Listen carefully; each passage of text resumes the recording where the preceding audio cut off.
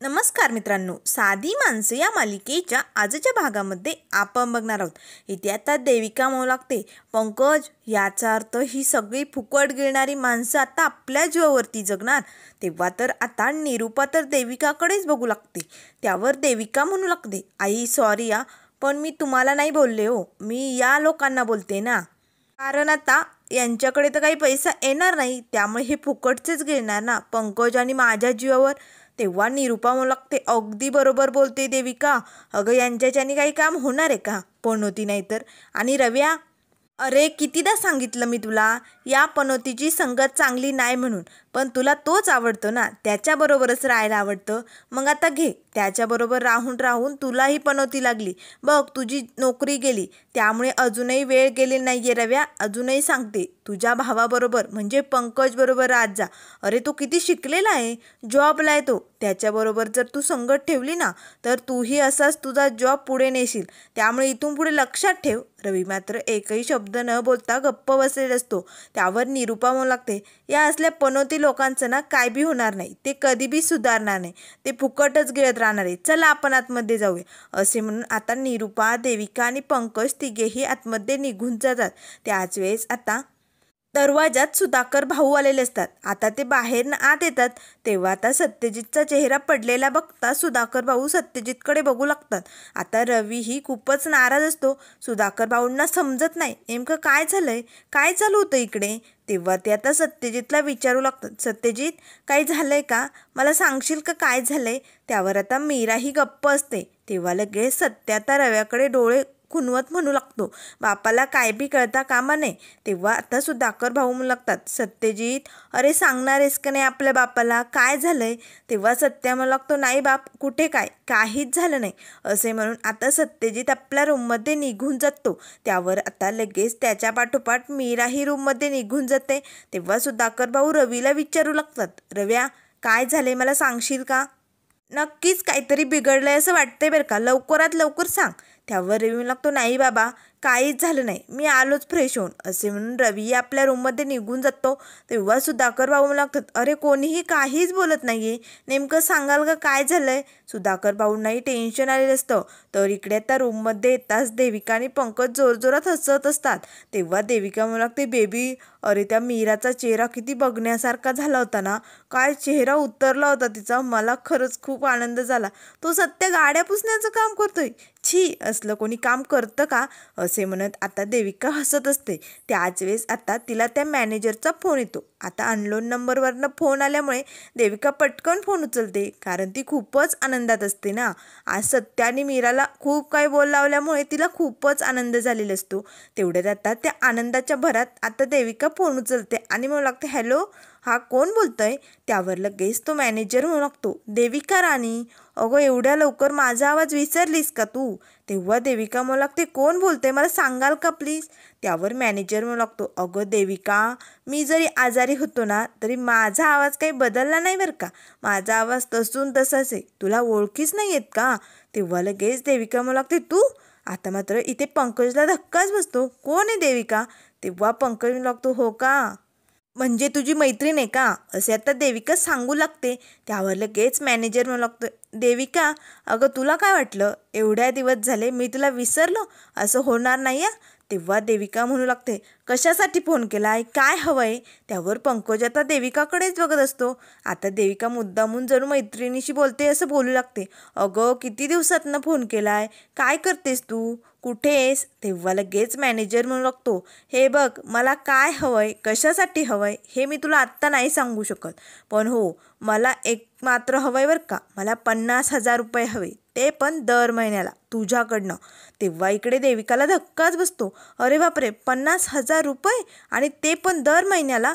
तेव्हा लगेच आता 50,000 देविका मोठ्याने ओरडताच पंकज तिच्याकडे बघू लागतो आणि जोरात ओरडतो, 50,000 रुपये. तेव्हा देविका म्हणू लागते, ते माझ्या मैत्रिणीला गिफ्ट घ्यायचे ना, सिंगापूरची मैत्रीण ना.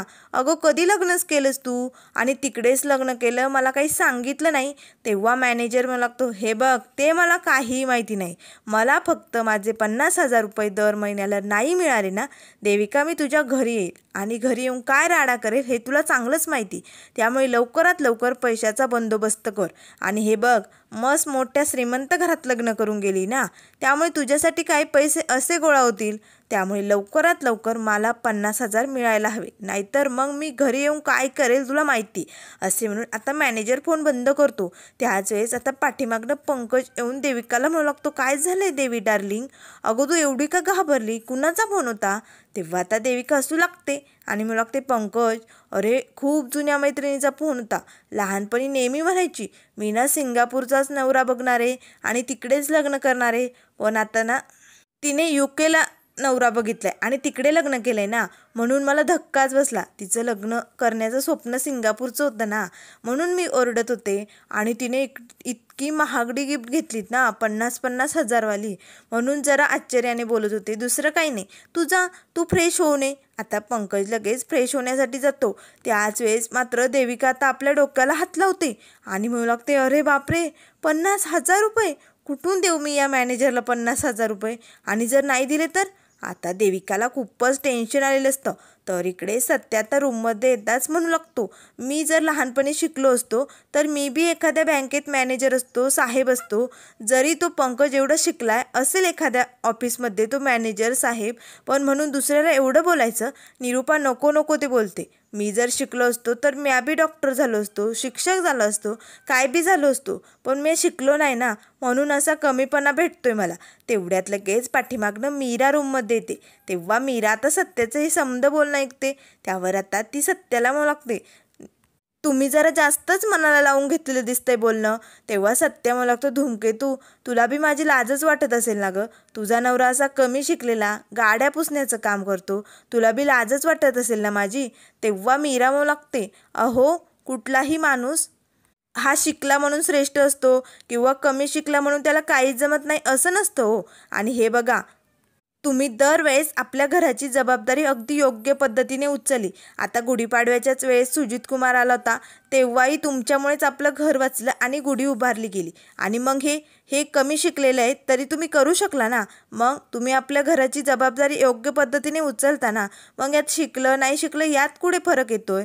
आणि हे बघा, आपल्या कर्तव्याची स्वतःला जाणीव होणे ही तर खरी मोठी जबाबदारी असते आणि ती जबाबदारी तुम्ही अगदी छान पार पाडताय. आपल्या घरासाठी कधीही कुठलंही संकट येऊ दे, तुम्ही खंबीरपणे उभी राहता. आणि मग यात कसला आलाय कमीपणा.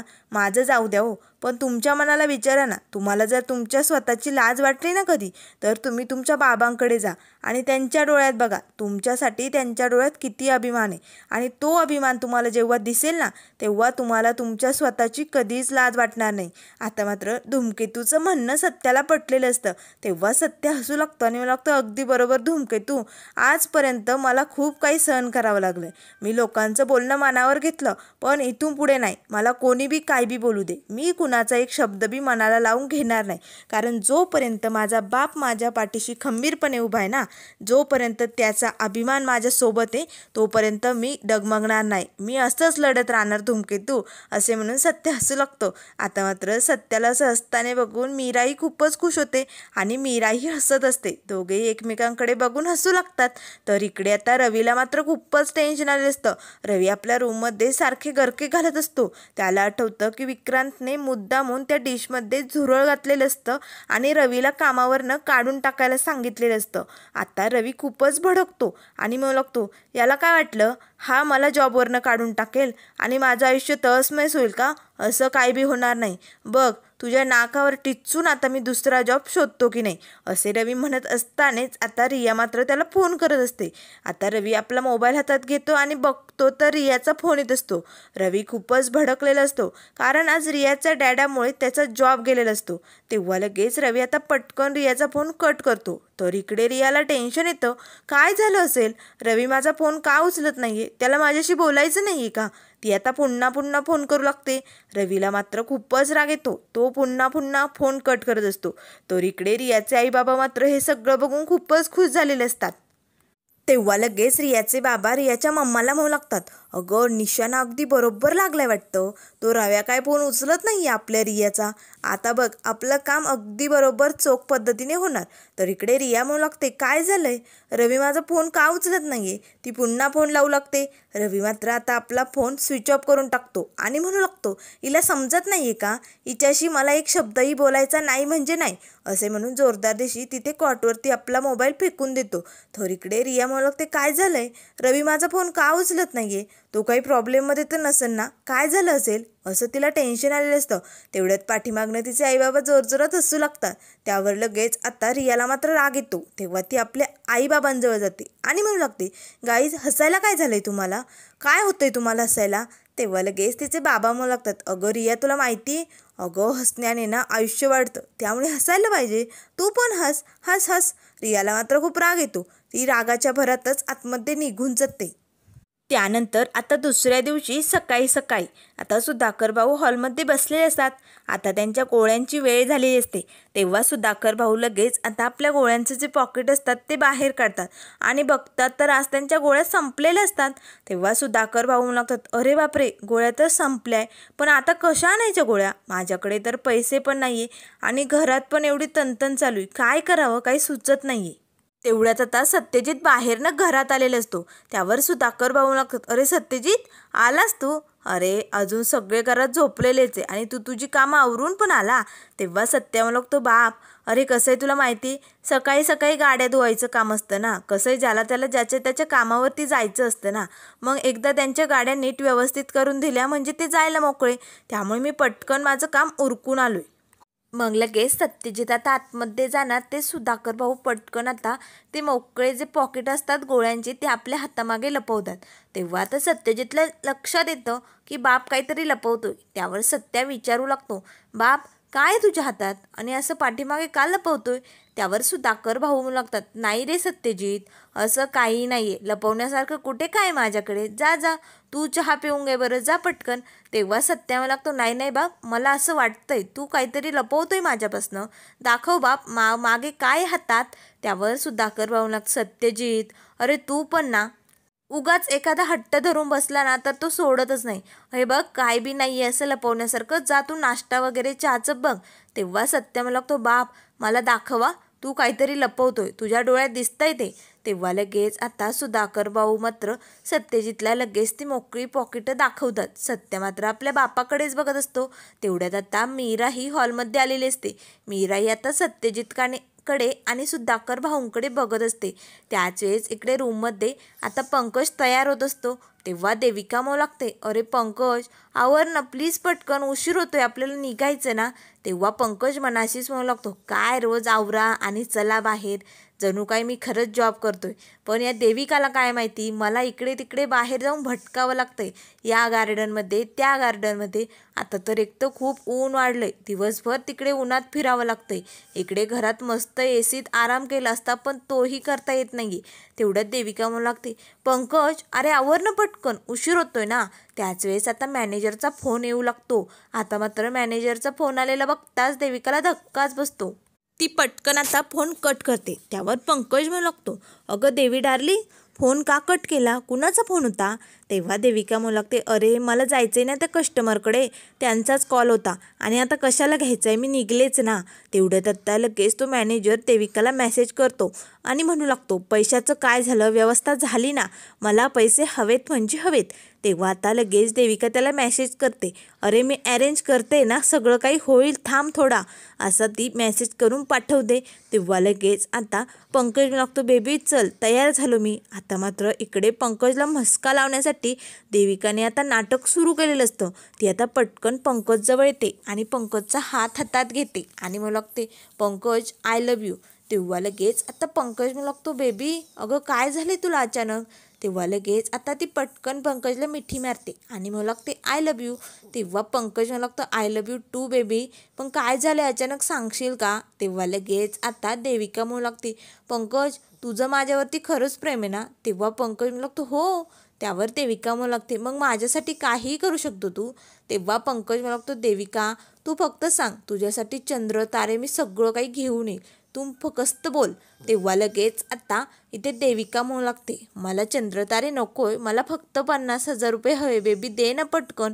तेव्हा पंकजला तर धक्काच बसतो, काय 50,000 रुपये, अगं 50,000 रुपये काय मागण्याची गोष्ट आहे का, तुला वेळ लागले का.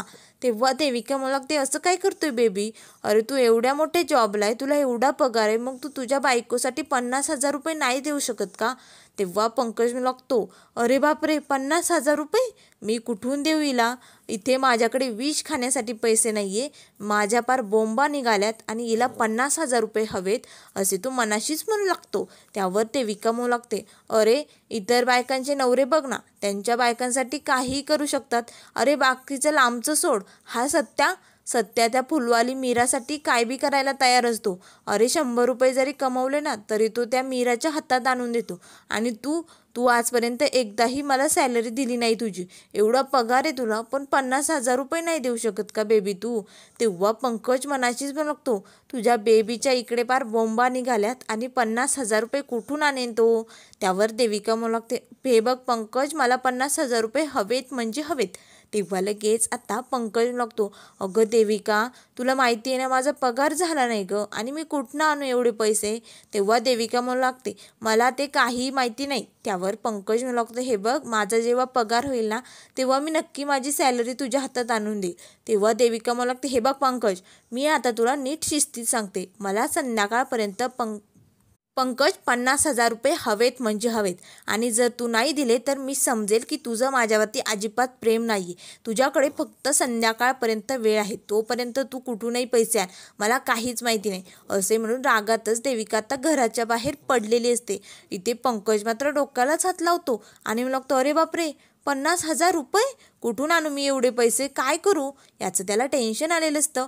तर इकडे आता सत्यजितने ते बापाच्या हातातली मोकळी पॉकेट बघता सत्या म्हणू लागतो, बाप, अरे आज तू तुझ्या पोरापासनं हे सगळं लपायलाय, तुझ्या पोरावरती तुझा विश्वास नाही आहे का? हे समज तुझा पोरगा नाही करू शकत का तुझ्यासाठी? तेव्हा लगेच सुधाकर भाऊ म्हणू लागतात, अरे सत्यजित, तुला आणखीन त्रास नाही द्यायचा रे बाबा मला. तुला तुझ्याही स्वतःच्या काही जबाबदाऱ्या आहेत की नाही? मीरा आता हे सगळं डोकावून बघत असते. तेव्हा सत्या म्हणू लागतो, बाप, अरे तू एवढं कशाला टेन्शन घेतोय पैशाचं? आणि जेव्हा मी लहान होतो तेव्हा मला जेव्हा दवाखान्यात नेण्याची वेळ येत होती तेव्हा तू तुझ्या खिशात पैसे आहे की नाही हे बघत होता का? नाही ना, तरीही मला तू हॉस्पिटलला घेऊन जायचाच ना. मग आज तुझा पोरगा तुझ्यासाठी एवढं समजा नाही करू शकत का? तेव्हा लगेच आता सत्या ते पॉकेट हातात घेणार ते सुधाकर भाऊ म्हणतात, सत्यजित, अरे असू दे ना, एवढी काही गरज नाही आहे, मी आणेल गोळ्या, नको टेन्शन घेऊ. तेव्हा सत्या मला लागतो, नाही बाप, तुझ्यासाठी मी काय बी करू शकतो. आणि हे बघ, आपल्या बापासाठी जर आपण काही करू शकलो नाही तर त्या पोराचा उपयोगच नाही. तेव्हा सुधाकर भाऊ सत्यजितची पाठ थोपडतच म्हणू लागतात, खरंच सत्यजित, तुझ्यासारखा मुलगा सगळ्यांना मिळायला हवा. हे मात्र बघून मीरालाही खूपच बरं वाटतं. त्यानंतर इकडे रवी आता जॉब शोधण्यासाठी आता हॉटेलकडे आलेला असतो. आता दुसऱ्या हॉटेलमध्ये येताच रवीने आता आपले सगळे काही डॉक्युमेंट्स हॉटेलच्या मॅनेजरला दाखवलेले असतात. आता मात्र लगेच तो मॅनेजर जॉबला नकार देतो. तेव्हा मात्र रवीला खूपच टेन्शन आलेलं असतं, काय करावं काही सुचत नाही. त्यावर आता रवी इकडे हॉटेल बाहेर आलेला असतो. तेवढ्यात आता पाठीमागनं रिया येते. रिया पटकन आपली स्कूटी तिथे कडायला लावते आणि रवीकडे येते आणि मला लागते, रवी, अरे काय झालंय, कसं आहेस तू, आणि एवढं कसं लागलं रवी तुला? असे म्हणून आता लगेच रिया रवीच्या डोक्याला हात लावून बघणार, तेच रवी बाजूला होतो आणि मला लागतो, रिया, हे विचारण्याचा अधिकार गमावलाय तू, आता तुला हे विचारण्याचा कुठलाही अधिकार नाही आहे. तेव्हा रिया मला लागते, असं काय बोलतोय रवी? तेव्हा रवी मला लागतो, हो ना, मग तुझ्या बापाला जाऊन विचार, हे सगळं कसं झालं? एक जणाने हर्ट करायचं आणि दुसऱ्याने मलम लावायचं असं ठरवलंय का तुम्ही? तेव्हा लगेच रिया मला लागते, काय झालंय? हे बघ रवी, तू माझ्याशी नीट बोल. अरे तुझा तो भाऊ सत्या, त्याने घरी येऊन किती तमाशा केला, माझ्या डॅडावरती हात उचलला, हे सगळं जे काही वागलाय ना ते फार चुकीचं आहे. तेव्हा रवी आता रियावरती ओरडतो आणि मला ते, रिया, माझ्या दादाचं नावसुद्धा घ्यायचं नाही. माझा दादा जे काय वागला ते काहीच नाही आहे, तुझा बाप काय वागलाय ना ते त्याला जाऊन विचार, असे आता रियाला खडसावून रवीने सांगितलेलं असतं. तर इकडे आता सत्याने ते गोळ्यांचे पॉकेट बापाकडनं घेतलेले असतात खरी गोळ्या आणण्यासाठी, पण मात्र सत्याकडे एवढे पैसे नसतात. तेव्हा काय करावं काही सुचत नाही. तेव्हा सत्या आता रूममध्ये येतो आणि आपलं पॉकेट काढतो खिशातनं आणि बघतो तर त्यात पैसेच नसतात. तेव्हा सत्या म्हणू लागतो, बापाला मी बोललोय खरा गोळ्या आणून देतो, पण आणायच्या कुठनं गोळ्या, माझ्याकडे तर काहीच पैसे नाही आहे. असे म्हणून सत्या ते पॉकेट आणि ते आपलं वॉलेट इथेच कॉटवरती फेकून देतो आणि लगेच टॉवेल घेऊन फ्रेश होण्यासाठी निघून जातो. तेवढ्यात आता लगेच मीरा आलेली असते. मीराने आता सत्याचं हे समद बोलणं गुपचूप ऐकलेलं असतं. तेव्हा सत्या आता डोकावून बघतो, कसला तरी आवाज येतो का? पण मात्र रूममध्ये कोणीच दिसत नाही. तो पुन्हा फ्रेश होण्यासाठी जातो. तेवढ्यात मीरा येते आणि मीरा आता सत्याचं हे सगळं बोलणं ऐकून तिला वाईट वाटतं. ती पटकन आपल्या आईला फोन करते. तेव्हा तिची आई फोन उचलताच म्हणू लागते, काय गं मीरा, आज खूप सकाळी सकाळी फोन केलाय, काय झालंय? तेव्हा मीरा म्हणू लागते, आई आपण जेवढ्या ठिकाणी ऑर्डर दिल्या होत्या ना तेवढ्या ठिकाणचे सगळे पैसे गोळा झालेत बरं का आज. पण आई, तेव्हा आता मीरा ततमम करू लागते. त्याच वेळेस तिची आई म्हणू लागते, मीरा अगं तुला काही बोलायचं आहे का, तुला काही म्हणायचं आहे का, मला सांगशील का? तेव्हा मीरा म्हणू लागते, आई म्हणजे कसं होतं? तेव्हा लगेच तिची आई ओळखते की मीराला नक्कीच पैशांची गरज आहे, तिला पैसे हवेत. त्यावर लगेच तिची आई म्हणू लागते, मीरा अगं मी तुझी आई आहे, तुला जे काय बोलायचं आहे ते माझ्याशी बोलू शकते, काय झालं आहे? त्यावर मीरा म्हणू लागते, आई अगं मला ना थोडी पैशांची गरज होती, मला त्यातले 1000 रुपये हवे होते. तेव्हा तिची आई म्हणू लागते, अगं मीरा तू सगळे पैसे घेतले तरी चालतील, ते पैसे तुझ्या कष्टाचे, त्यामुळे तू वापरले तरी चालते. तेव्हा लगेच मीरा म्हणू लागते, नाही आई मला फक्त 1000 रुपये हवेत त्यातले. तेव्हा तिची आई म्हणू लागते, अगं मग एवढं विचारायसाठी एवढं लांबायचं असतं का मीरा? तुझ्या आईला तू आज परक करून टाकलंय मीरा, हे बघ तुझ्या मनात जे काही असेल ते मला सांगत जा. तेव्हा मीरा म्हणू लागते, थँक्यू आई, खरंच तुझी खूप मदत झाली. आता लगेच मीरा फोन बंद होताच आता त्या पिशवीतनं 1000 रुपये काढते आणि पटकन ते सत्याच्या पॉकेटमध्ये ठेवते आणि म्हणू लागते, जेव्हा मला मदतीची गरज असते ना तेव्हा तुम्ही प्रत्येक वेळेस माझी मदत करता, मग आज तुम्हाला मदतीची गरज आहे, मग तुमची धूमकेतू तुमची मदत नाही करू शकत का? असे म्हणत आता मीरा पटकन ते 1000 रुपये सत्याच्या वॉलेटमध्ये ठेवते आणि पटकन त्या कॉटवरती ठेवून देते. तेवढ्यात आता सत्याही फ्रेश होऊन आलेला असतो. त्याच वेळेस इकडे आता रिया रवीला म्हणू लागते, रवी अरे मी तुझ्याशी नीट भाषेत बोलते ना, मग तू माझ्यावरती का ओरडतोय? हे बघ तुझा भाऊ जे वागला होता ना ते फार चुकीचं आहे.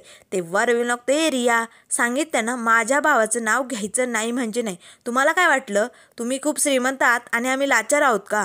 पण असलं काही चालणार नाही, आम्ही खपून येणार नाही. तेव्हा रिया मला लागते, काय झालंय रवी, अरे एवढा का ओरडतोय तू? तेव्हा रवी लागतो, हे बघ मला तुझ्याशी बोलायचं नाही आहे आणि मी एवढा का रिॲक्ट होतोय, मला काय झालं ना हे जाऊन तुझ्या बापाला विचार आणि मग तुला तुझ्या प्रश्नांची उत्तरं मिळतील. असे म्हणून आता लगेच रवी तिथनं निघालेला असतो. तेव्हा रिया त्याचा हात पकडते आणि मला लागते, रवी थांब प्लीज, आपण असं रागात नाही बोलून चालणार रे. हे बघ मी माझ्या घरच्यांसाठी भांडते, आपल्या रिलेशनसाठी मी घरी भांडते रे, आणि तू असा वागतोय. हे बघ असं रागात चिडचिड करून काहीच होणार नाही, त्यामुळे प्लीज आपण शांततेत विचार करून बोलूया ना रे रवी प्लीज. तेव्हा रवी लागतं, हे बघ रिया मला तुझ्याशी नाही बोलायचं म्हणजे नाही बोलायचं, असे जोरात खेकळत ओरडत बोलतो आणि तिथनं निघून जातो. आता मात्र रिया रडू लागते, काय झालंय रवीला, असं का वागतोय ते? असं त्याच वागणं बघून रियाला टेन्शन आलेलं असतं. त्याच वेळेस इकडे आता फ्रेश होऊन सत्य बाहेर येतो. तेव्हा लगेच मीरा मला लागते, काय झालं, आज खूपच निवांत, आज पुन्हा कामावरती जायचं नाही आहे का? तेव्हा सत्या मला लागतो, नाही धूमकेतू आज ना मला बरोबर नाही वाटते गं. तेव्हा मीरा मला लागते, का? आणि हे बघा तुमच्या वस्तू इकडे तिकडे पडल्या, हे ऑलरेडी इकडं पडलं आहे, सगळं काही इकडे पडलं आहे. तेव्हा सत्या मला लागतो, काय करते त्याला घेऊन, मोकळं तर पडलेलं आहेच. तेव्हा मीरा मला लागते, असं काय करताय, मोकळं कुठे येते, बघा त्यात पैसे दिसत आहेत. तेव्हा सत्या पटकन आपलं पॉकेट हातात घेतो आणि बघतो तर त्यात खरंच पैसे असतात. तेव्हा सत्या मात्र धूमकेतूकडे बघू लागतो. सत्याच्या डोळ्यात पाणी आलेलं असतं. तेव्हा तो धूमकेतूला म्हणू लागतो, धूमकेतू अगं बापाच्या औषधांसाठी तू पैसे दिलेत? तेव्हा मीरा म्हणू लागते, बाबांच्या औषधासाठी मी नाही, आपण पैसे दिलेत. तेव्हा सत्या मला लागतो, खरंच धूमकेतू आज तू माझी एवढी मदत केली, बापाच्या गोळ्यांसाठी पैसे दिले, खरंच थँक्यू धूमकेतू. तेव्हा मीरा मला लागते, अहो तुम्ही दरवेळेस प्रत्येक संकटात माझी मदत करता ना, मग मी तुमची मदत नाही करू शकत का? हे बघा बाबांची औषधांना आता पैसे आहेत की नाही?